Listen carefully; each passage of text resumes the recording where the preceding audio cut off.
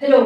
आज हम देखने वाले हैं जो भारत के हिस्सों से जो सेपरेट हुए थे उन सभी कंट्री को हम देखेंगे किस तरह से भारत पहले था, जिसे कहा जाता है अखंड भारत। ठीक है, एक हिंदू राष्ट्र बनाने की मांग वर्तमान में बहुत चल रही है। तो इसके इतिहास को हम देखेंगे कि आखिर हिंदू राष्ट्र की मीनिंग क्या है, अखंड भारत की मीनिंग क्या है, क्या हिंदू राष्ट्र की मांग जो चल रही है वो पूरी हो पाएगी, या इसको कितने चुनौतियों से, अन्य कंट्रियों से जो भी इन समस्या को सुलझाने के लिए क्या उनके पास कुछ मांग रखनी पड़ेगी, या किस तरह से एक पॉलिटिकल अप्रोच लगानी पड़ेगी भारत सरकार को। और अखंड भारत जो कि पहले हिंदू राष्ट्र थी और हिंदू राष्ट्र बनाने की अब जो मांग हो रही है वो क्यों हुआ। ठीक है, तो अखंड भारत मतलब बहुत सारे जो भी सेपरेट हो चुके हैं कंट्री उनको फिर से एक करना।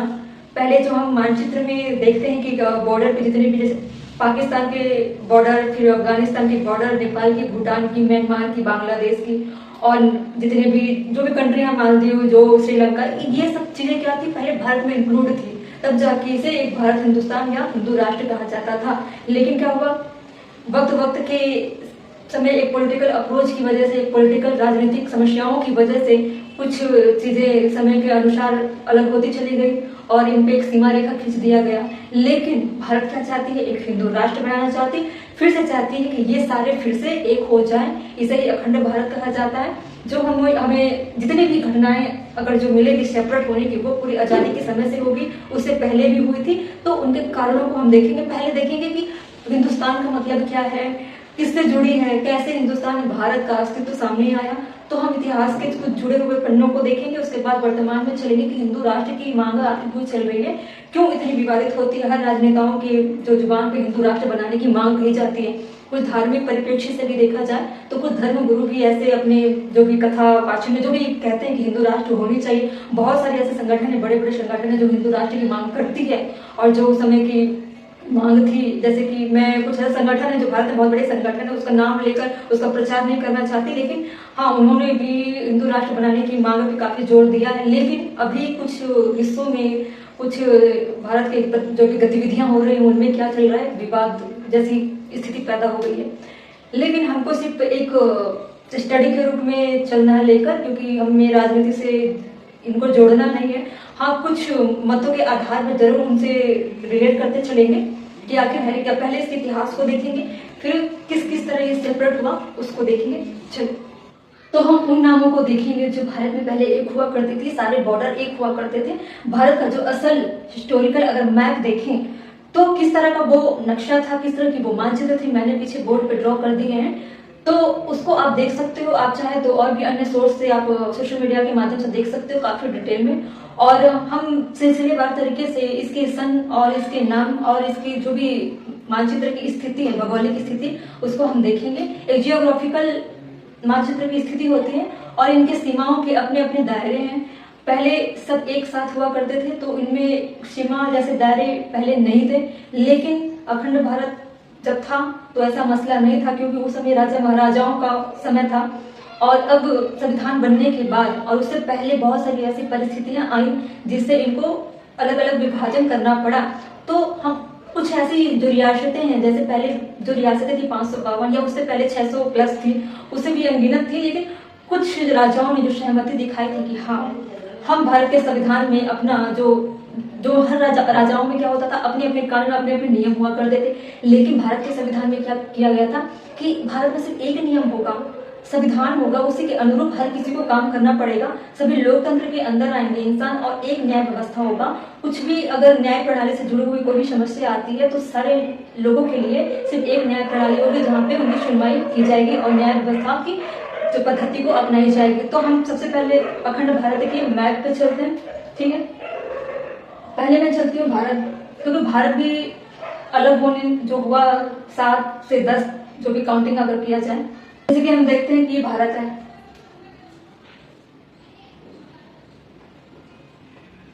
ये भारत है। ठीक है, इसमें मालदीव भी है शामिल, जिसको मैंने लिखा नहीं क्योंकि मैं चाहती थी कि ऊपर की स्थिति हो जो ज्यादा दिखाई दे, इसलिए मैंने ड्रॉ ज्यादा किया है ऊपर में। और जो मालदीव है आपको याद रखना है कि मालदीव भी इसमें शामिल है। मैं इस साइड में मालदीव को मेंशन कर देती हूँ। ठीक है, तो ये भारत का नक्शा है, ठीक है, ये भारत का नक्शा है। मैं इसको बिंदुवार तरीके से ड्रॉ कर देती हूँ। भारत को डॉट डॉट वाली जितनी भी स्थिति है मानचित्र की, वो क्या है, भारत है।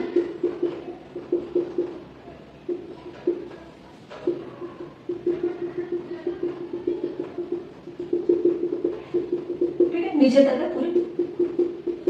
हमको सिर्फ अखंड भारत की स्थिति देखनी है, इसलिए नीचे की स्थितियों से हमें मतलब नहीं है। मालदीव है जो मैंने साइड में मेंशन कर दिया, श्रीलंका है। मैंने नीचे के मानचित्र के लिए स्पेस ना रख के मैंने इसको साइड में ड्रॉप किया। ठीक, तो जो बिंदु जितने में डॉट डॉट है वो भारत की मानचित्र है भौगोलिक, और इसके बॉर्डर से लगी हुई है पाकिस्तान, और पाकिस्तान के बॉर्डर से लगी हुई है अफगानिस्तान। ठीक है, उसके बाद जो जम्मू कश्मीर है या उत्तराखंड जो कि नॉर्थ का एरिया भारत का, उसकी बॉर्डर से लगी हुई है नेपाल, नेपाल के बॉर्डर से लगी हुई है तिब्बत, फिर लगी हुई है भूटान। ठीक है, और नीचे आएंगे तो बांग्लादेश। ठीक है, फिर और नीचे जाएंगे तो म्यांमार, फिर मालदीव, फिर श्रीलंका। तो कब कब अलग हुई उसके हम सन लिखे हुए हैं, आप देख सकते हो। मैं इसको मौखिक तौर पर से बोलती हूँ। अफगानिस्तान 1876 में सेपरेट हुआ, विभाजित हुआ इंडिया से, जो कि अखंड भारत था। पाकिस्तान 1947 को सेपरेट हुआ। पाकिस्तान अपनी जो आज़ादी का वक्त मानते हैं 14 अगस्त 1947, और हम भारतीय 15 अगस्त 1947 को अपनी आज़ादी का दिवस मनाते हैं। तो ये हुआ था 1947 को सेपरेट। ठीक है, अगला देखते हैं। तिब्बत हुआ 1914 में, नेपाल हुआ था 1904 में, भूटान हुआ था 1906 में, बांग्लादेश हुआ था 1947 में, और म्यांमार 1937 में, और श्रीलंका था 1948 में, फिर मालदीव। ठीक है, तो जो ज़्यादा विवादित चीज़ें हैं हमेशा उस समय से लेकर 14 अगस्त से लेकर पाकिस्तान में जिस तरह से भारत का एक प्रभाव या भारत का पाकिस्तान के जो जंग की जो स्थिति रहती है, हमेशा वो है भारत के उत्तरी हिस्सों को लेकर, जो कि एक जम्मू कश्मीर को लेकर ज़्यादातर रहती है। यहाँ हम देखेंगे कि पंजाब, गुजरात, महाराष्ट्र, बहुत सारे ऐसे विवादित चीज़ें होती है जो नॉर्थ भारत की तरफ काफ़ी अपना प्रभाव जमाने का प्रयास करता है पाकिस्तान। उसको लगता है कि नॉर्थ का जो एरिया है, जम्मू कश्मीर का जो एरिया है, वो पाकिस्तान चाहता है वो हमारा हो। लेकिन भारत, क्योंकि ये भारत का हिस्सा है, भारत इसे अलग होने नहीं देना चाहती, इसके लिए वो हर तरीके से अपने सूझबूझ से इसको क्या करके रखी हुई है, अपने अंदर में मजबूती से पकड़ के रखी हुई है अपने क्षेत्रों को। तो कहीं ना कहीं इन्हीं सीमा विवादों के चक्कर में काफी जो अभी राजनीतिक चीजें उभर कर आई है, राष्ट्रीय स्तर पर, अंतर्राष्ट्रीय स्तर पर काफी गैर आदतन जैसी गतिविधियां भी होती हैं। तो बॉर्डर सीमा पे क्या है, एक दूसरे को एक तरह से विचलित करने का जो प्रयास होता है हर बार, वो हमेशा बॉर्डर को लेकर ही होता है। ठीक है, ठीक है। तो पाकिस्तान और इंडिया का जो विवाद है वो क्या होता है, जम्मू कश्मीर को कब्जा करने के लिए, जबकि ये भारत का हिस्सा है। भारत कभी भी नहीं चाहती कि उनके हिस्से का जो क्षेत्र है वो किसी और के अधिकार क्षेत्र में चला जाए।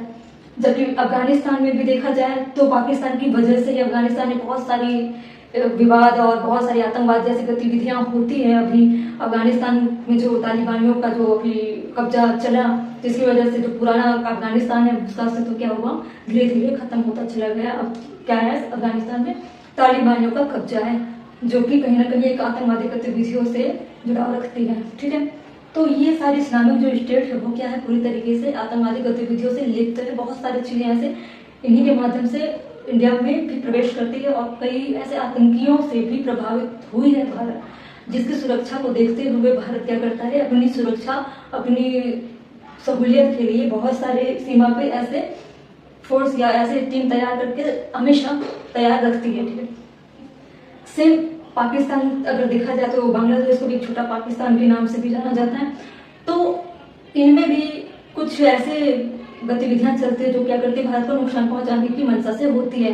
ठीक है, उसके बाद नेपाल में चलते हैं, फिर तिब्बत, फिर भूटान। तिब्बत का क्षेत्र भी बहुत विवादित रहा है, क्योंकि इधर प्रभाव सबसे ज्यादा, तिब्बत में प्रभाव सबसे ज्यादा किसका होता है, चाइना का। चाइना क्या करता है, तिब्बत के ही क्षेत्रों को अपने साथ में मिलाने का प्रयास करती है। उनको लगता है कि तिब्बत का बहुत सारा हिस्सा जो चाइना का है वो उन क्षेत्रों में अपना कब्जा जमाने का प्रयास हमेशा करती है, अपनी सैन्य ताकतों का इस्तेमाल करती है। और भारत कभी नहीं चाहती कि उनका क्षेत्र किसी भी तरह, या नेपाल के बॉर्डर से, भूटान के बॉर्डर से, बहुत सारे ऐसे कहीं ना कहीं नेपाल भूटान के माध्यम से भी भारत को प्रभावित किया जाता है चाइना के द्वारा। ठीक है, म्यांमार में भी हम देखेंगे तो म्यांमार में इतनी ज्यादा विवादित चीजें नहीं रही है, लेकिन एक जियोग्राफिकल, एक इकोनॉमिकल और बहुत चीजों को भी लेकर एक कंट्री दूसरी, जैसे कि हम म्यांमार के बारे में जान रहे थे। उसके बाद फिर श्रीलंका, सारी स्थितियों को आपने देख लिया। जो सबसे ज्यादा अगर स्मरण करने वाली बात है वो है पाकिस्तान, तिब्बत, बांग्लादेश और नेपाल, भूटान और अफगानिस्तान को लेकर ज्यादातर होगी, जो भारत के नॉर्थ के क्षेत्रों में ज्यादा इसका प्रभाव होता है, जो भी अखंड भारत से विभाजन के द्वारा अलग हुआ था। तो वह कंट्री, वही कंट्री भारत में क्या समस्याएं खड़ी कर रही है, तो उनको ज्यादा हमको याद करने की जरूरत है। अब हम चलते हैं भारत, जो अखंड भारत था पहले, उससे पहले उसका अस्तित्व कैसा था, भारत का, हिंदुस्तान का, जिसे भी जिस नाम से आप जानना चाहें, तो उसका अस्तित्व कैसे था। और अब जो स्वतंत्रता के बाद से अब जो स्थिति है भारत की, जिसमें हम बिल्कुल इस समय मौजूद हैं और हमें बिल्कुल बखूबी से हम जानते हैं कि अभी भारत की वर्तमान स्थिति कैसी है, सबको मालूम है। लेकिन उसके जो इतिहास के बारे में या इतिहास से पहले उसके जो भी समय काल था, हम उसके बारे में देखेंगे कैसे कैसे भारत का अस्तित्व आया, वर्तमान से लेकर जो भी परिस्थितियां हैं उसमें देखेंगे। तो भारत के अस्तित्व के बारे में थोड़ा देखते हैं। हिंदू धर्म के अनुसार माना जाता है कि हिंदुस्तान या हिंदू राष्ट्र की जो अस्तित्व देखा जाए तो इसे ब्रह्मा काल के, एक तरह से इसे कहा जाता है, जो हिंदू राष्ट्र, हिंदू देवी देवताओं की उत्पत्ति से ही भारत का निर्माण हुआ, उत्पत्ति हुई है। इसलिए ब्रह्मा काल से, ब्रह्मा काल में कौन कौन होंगे, ब्रह्मा, विष्णु, महेश, जो हिंदू धर्म के सबसे बड़े देव हैं, जो हिंदू विष्णु, ब्रह्मा, विष्णु, महेश के नाम से हम जानते हैं। तो इसे देवताओं की उत्पत्ति का कारक माना गया है। इन्हीं तीन देवताओं से उत्पत्ति का कारण पृथ्वी को, धरती को माना है। तो ब्रह्मा काल में ब्रह्मा, विष्णु, महेश के बाद काल आता है स्वयंभू मनु काल। बहुत सारे ऐसे आप विष्णु के पुराण में आप पढ़ोगे या किसी भी माध्यम से आप अगर देखते हो विष्णु पुराण, उसमें कहा गया था कि एक मत्स्य, जो विष्णु जी अपने अपना अवतार लिया था मत्स्य का, तो उस समय क्या हुआ था, बहुत बड़े एक विपदा से, आपदा से गुजरना पड़ा था। पूरे धरती की, पूरी भारत की अस्तित्व खत्म होने को थे।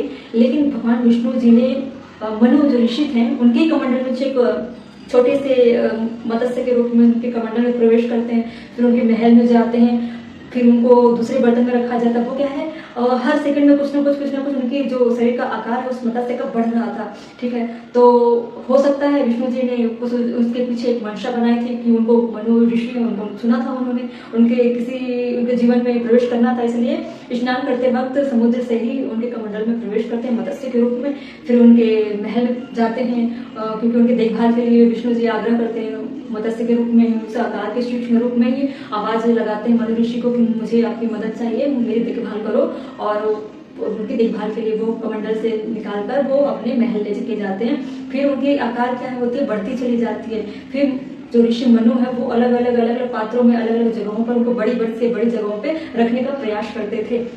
फिर उसके बाद में अचानक बहुत बड़ी आपदा आई जो पूरी सृष्टि को क्या कर गई, खत्म कर गई। लेकिन देते हैं कि आप कुछ धरती की कुछ ऐसी चीजों को इकट्ठा करो जो जब सृष्टि की नई उत्पत्ति होगी तो उन चीजों को इकट्ठा करो जो नई सृष्टि का निर्माण करेगी, तो आगे वो उसे चलाया जा सके। तो उन्होंने बहुत सारी चीजों को एक नाव में रखते हैं अंश के तौर पर, बहुत सारी चीजों को, जैसे अनाज हो गया, फल हो गया, फूल हो गए, गाय हो गए, बहुत सारी ऐसी चीजों को जो उनसे बन पाया वो उन्होंने क्या किया, नाव में इकट्ठा किया। और भगवान विष्णु के आदेश से, जो कि एक मत्स्य के बहुत बड़े आकार में, एक विराट रूप में थे, वो मत्स्य क्या करते हैं, उनको आदेश देते हैं कि आप इस नाव को में जितनी सारी चीजें, सृष्टि की चीजें आप उसमें रखो और मैं इस नाव को अपने जो भी दांतों में, जो मत्स्य की दांत थी उसमें के सहारे से मैं इस समुद्र को पार कराऊंगा।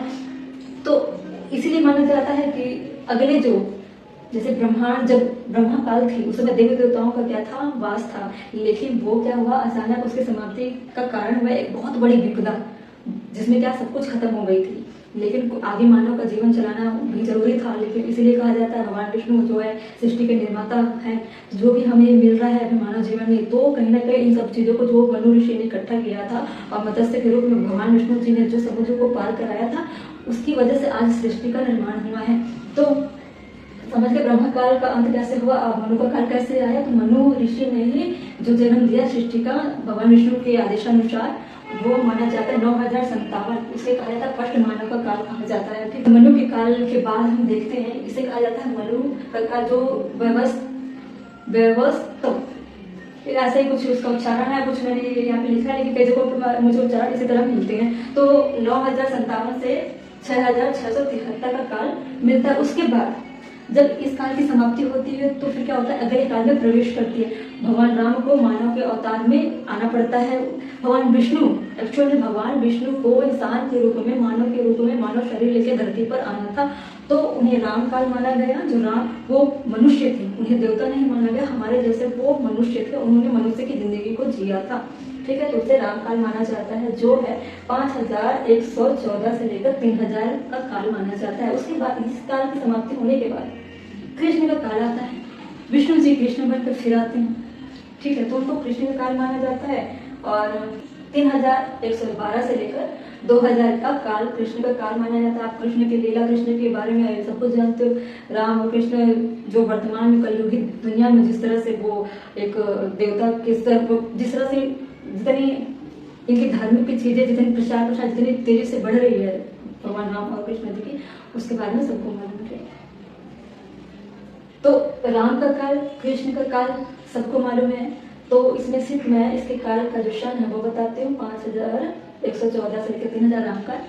कृष्ण का काल 3112 से लेकर 2000 का काल कृष्ण का काल माना जाता है। कृष्ण का काल जैसे जैसे समाप्त होता है उसके बाद कहाँ प्रवेश करती है, हिंदू घाटी सभ्यता का काल, जो कि हिंदू घाटी सभ्यता हर किसी को मालूम होता है। जो भी छोटे स्कूल से लेकर अभी हायर एजुकेशन तक सिंधु घाटी सभ्यता को पढ़ाया जाता है। और इसके बारे में आज भी छानबीन चलती है। जो भी पुरातत्व सर्वेक्षण है, सिंधु घाटी सभ्यता की जो भी चीजें थी, नमूने या इसके इतिहास के बारे में और जानने के लिए आज भी इसके रिसर्च होते हैं। ठीक है, तो उसका काल माना जाता है 3300 से लेकर 1700 का काल सिंधु घाटी सभ्यता का काल माना जाता है। सिंधु घाटी का मतलब ये है कि जो भारत और पाकिस्तान के बॉर्डर से जो सिंधु नदी निकलती है, तो उन नदी की वजह से ये जो घाटी बनी हुई है, उसी घाटी की पोजीशन पे ही क्या है, सिंधु घाटी सभ्यता का काल माना जाता है। और सिंधु नदी की वजह से सिंधु घाटी सभ्यता का नाम रखा गया था। ठीक है, ये काल समाप्त होने के बाद अगले काल में पहुंचते कहाँ, हड़प्पा का काल।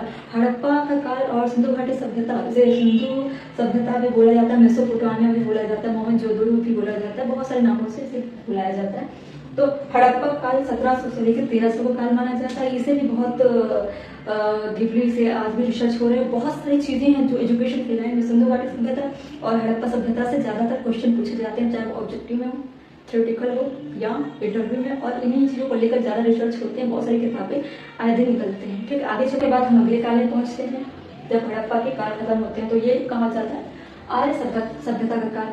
कहा जाता है हिंदुस्तान में जब जो आर्य सभ्यता का काल है वो सिंधु सभ्यता और हड़प्पा सभ्यता जो उनके काल थे, उनकी समाप्ति के बाद क्या आता है, आर्य का काल। आर्यों से लेके बहुत सारी ऐसी मिथ्याएं हैं जो कि हिंदू धर्म को आर्य से जोड़ती हैं, क्योंकि आर्य का काल जो है वो यहाँ है। ठीक है, जो आर्यों का काल है वो कहाँ है, यहाँ है।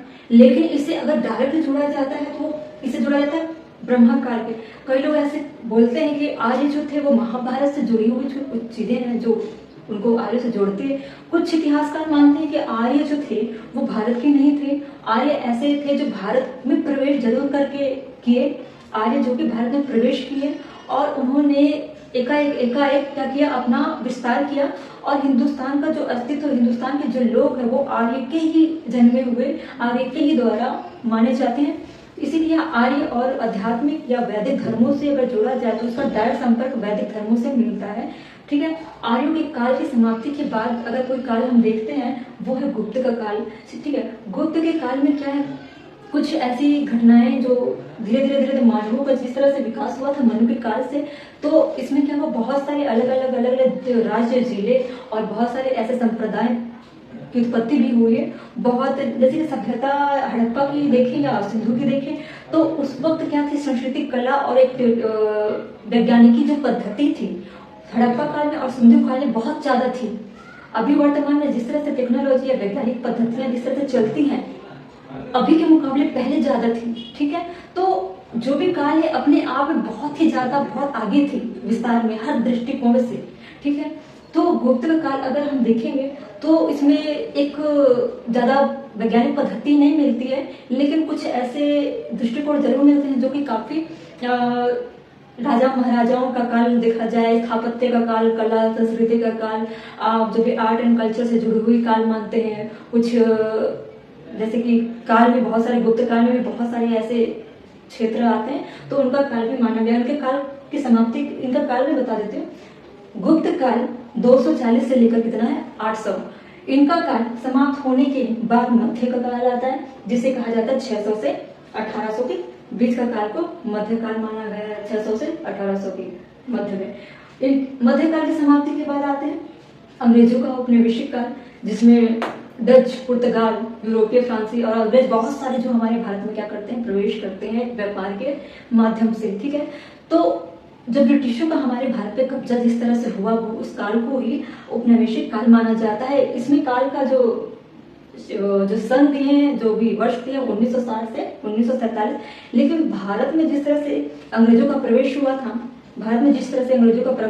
अंग्रेजों के काल में, वो माना जाता है सबसे पहले 1600 से। ठीक है, 1600 का काल माना जाता है 1600 से 1947 के बीच, क्योंकि 1947 से पहले अंग्रेजों को क्या किया गया था, भारत से जाने की एक प्रस्ताव कहना चाहिए या जाने की अनुमति दिया गया था। जो लास्ट वायसराय जो माउंट बेटन थे, गवर्नर थे, जो माउंट बेटन को 1947 में जो लास्ट अंग्रेज जो बचे थे, जिनके अधिकार क्षेत्र में भारत का शासन था, माउंट बेटन, उनको जाने की अनुमति दी गई कि आप भारत छोड़ो और हमें हमारा भारत, हमारा स्वराज, हमारा हिंदू राष्ट्र को हमारे हाथों में सौंपो। ठीक है, तो 1600 से 1947 का काल मानेंगे, लेकिन अगर यहाँ दिया हुआ है कि 1760 और 1947, तो औपनिवेशिक काल के दृष्टिकोण से हम इसको देखेंगे। इसकी काल की समाप्ति के बाद क्या होता है, आजादी का समय, आजाद भारत का जो काल माना जाता है, जिसमें हम चल रहे हैं अभी इस वक्त। हम अपने भारत में स्वतंत्र रूप से किसी भी ब्रिटिश के अधीन रह रहे हैं, किसी भी देश के हम गुलाम नहीं हैं ना। अभी क्या हुआ, जो ब्रिटिश का काल होता है, औपनिवेशिक काल होता है, उसी क्या हो गई, समाप्ति हो गई। हम आजाद भारत में अभी रहते हैं। तो बहुत सारे काल हैं, बहुत सारे हिंदू राष्ट्र, अखंड भारत की जो बात कही जाती है वो यूं ही नहीं कही जाती, इनके पीछे बहुत बड़ा रहस्य, बहुत बड़े काल का एक कहना चाहिए युग बीता है। ठीक है, अखंड भारत हिंदू राष्ट्र जिसकी भी बात चलती है, उसके इतिहास का कारण है कि बहुत सारे कालों की जो यात्रा थी, युग थी, वो बीती है और हम स्वतंत्र भारत में अभी रहते हैं। इसीलिए फिर से चाहते हैं कि हमारा भारत इस तरह से हो और हिंदू राष्ट्र बने, जिसमें किसी भी धर्म को लेकर कोई भी समस्याएं ना हो, किसी पे भी धर्म को लेकर किसी भी तरह की भेदभाव, संप्रदाय को लेकर किसी को नीचा ना दिखाया जाए। बहुत सारी ऐसी चीजें हैं जिसकी वजह से हिंदू राष्ट्र की मांग करने के लिए हर कोई सामने आ रहा है और बहुत जल्द कोशिश मौजूदा सरकार ऐसा दावा करती है कि हम भारत को विश्व गुरु या हिंदू राष्ट्र बनाकर रहेंगे। लेकिन मुझे ऐसा लगता है कि संविधान को जिस तरह से बनाया गया है, हमारे जो भी क्रांतिकारी हैं, उनके माध्यम से, उनकी लिखी हुई चीजों से ऐसा लगता है कि हिंदू राष्ट्र बनाना मुश्किल है। क्यों? क्योंकि बहुत सारे संप्रदाय हमारे भारत में रह रहे हैं, उनके साथ ऐसा कोई प्रावधान नहीं है कि उसे बेदखल किया जाए या उसे कहीं हटा दिया जाए। हाँ, एक सनातन धर्म की पालन की जा सकती है सनातन धर्म की, लेकिन हिंदू राष्ट्र पॉसिबल नहीं है। हमारे हिंदुस्तान में बहुत सारे धर्म, बहुत सारे कौम के लोग रहते हैं, इसलिए हिंदू राष्ट्र मुश्किल है। अखंड भारत के लिए बहुत सारे विवादित चीजों से गुजरना पड़ेगा, उसके बाद अखंड भारत का एक हिंदू राष्ट्र। और अखंड भारत का मतलब आप समझ गए। हाँ, उसके इतिहास में हम देखते हैं कि वो हिंदू किसी ऐसे काल से जरूर घटे हैं, हिंदू राष्ट्र या अखंड भारत के हैं।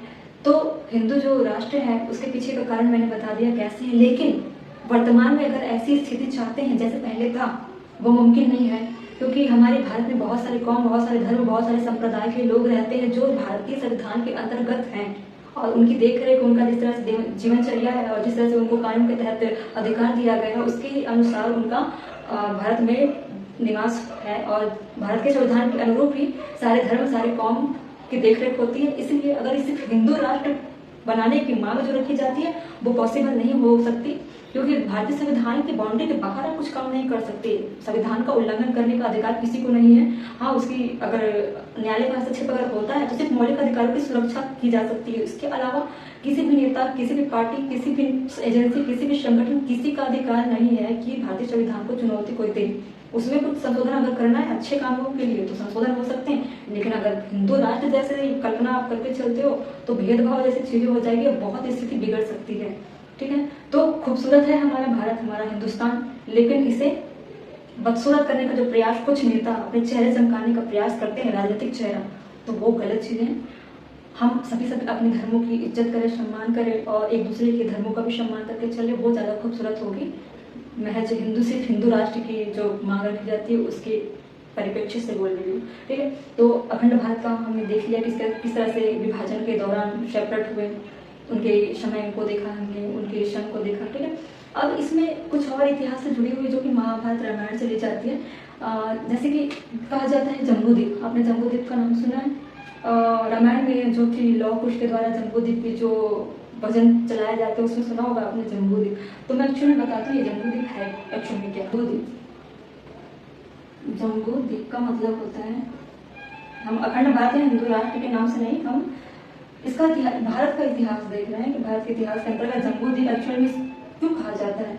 तो जम्बूद्वीप में पूरा संपूर्ण एशिया, ठीक है, संपूर्ण एशिया, कैसे संपूर्ण एशिया, जैसे कि मान के चलिए ये मैप है, इधर क्या है नॉर्थ अमेरिका, इधर क्या है साउथ अमेरिका, इधर क्या है अफ्रीका, इधर यहाँ मिलेगा हमको इंडिया, यूरोप, एशिया, ठीक है, नॉर्थ कोरिया या साउथ कोरिया, फिर इधर चाइना, फिर आप इधर आते हैं ऑस्ट्रेलिया, ठीक है। तो ऐसे बहुत सारे जो क्षेत्र पूरे वर्ल्ड का जो नक्शा होता है, मानचित्र, तो ये जो एरिया है, ठीक है, ये जो एरिया है इसे ही कहा जाता है संपूर्ण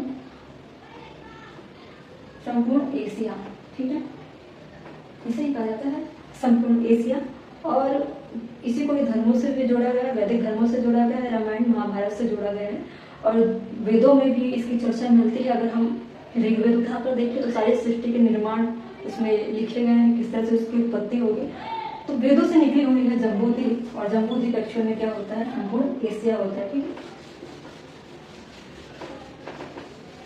हम पूरे भारतवर्ष को देखते हैं, एक्चुअल में भारतवर्ष में कौन कौन सी कंट्री, कौन कौन सा क्षेत्र इसके अंदर था। अफगानिस्तान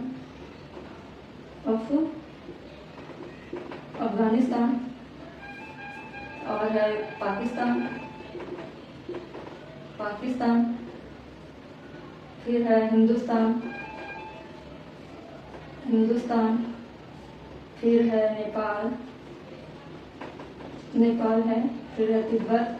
सारे अखंड भारत को आप लेके चलो, सब और भी जुड़ जाएंगे। अगर भारतवर्ष हम देख रहे हैं तो ये भूटान, फिर है श्रीलंका,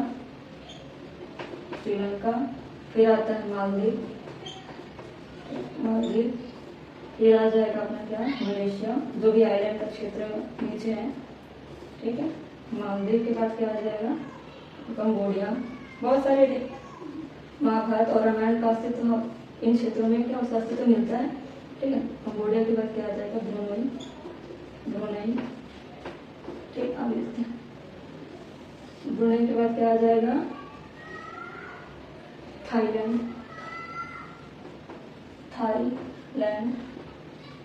ठीक। अब आ जाते हैं हम मलेशिया हो गया, क्या छूट रहा है वियतनाम और है लाओस, और तो कुछ नहीं छूटा, सिंगापुर, बांग्लादेश की बात कंप्लीट हो गया, नहीं एक छूट रहा है जो कि फिलीपींस है, ठीक है। तो ये सारी जो कंट्री है, ये सारी कंट्री किसमें आते हैं, भारतवर्ष में जो पहले था। और अभी भी भारत कोशिश करती है कि इन चीज़ों को हम, क्योंकि इन क्षेत्रों में भारत के अलावा बहुत सारे ऐसे कंट्री है जहाँ पे क्या है हिंदू धर्म से जुड़े हुए उनके अस्तित्व हैं। हम राम के नाम पे उनके अलग देवी देवता हैं, राम लक्ष्मण सीता का अस्तित्व मिलता है, हनुमान के, जितने भी हमारे वैदिक धर्मों से लेकर जितनी भी चीज़ें देवी देवताओं से लेकर इन जगहों पर क्या है उनका अस्तित्व है, उनकी शरारत थी। और तो हिंदू धर्म और अखंड भारत का आपने सारा मतलब समझा, जो मैंने सिर्फ उसके एक मानचित्र और उसके काल को लेकर बताया आपको। अब मैं चलती हूँ, मुझे दीजिए इजाजत। जय हिंद, जय भारत।